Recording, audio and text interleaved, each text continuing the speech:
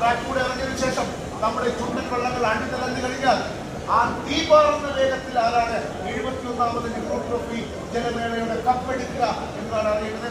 ഏറ്റവും പ്രത്യേകത എനിക്ക് തോന്നുന്നത് കഴിഞ്ഞ തവണ ഉണ്ടായിരുന്നു ഫൈനലിൽ BBC, കഴിഞ്ഞ തവണ ഉണ്ടായിരുന്നു ഫൈനലിൽ BBC, കഴിഞ്ഞ തവണ ഉണ്ടായിരുന്നു ഫൈനലിൽ കേരള പോസ്റ്ററും. അങ്ങനെ കഴിഞ്ഞ തവണ ഫൈനലിൽ മത്സരിച്ച 4 പോസ്റ്ററുകളിൽ 3 ഇത്തവണയുണ്ട്. ചുണ്ടലുകൾ മാറിയിട്ടുണ്ട്.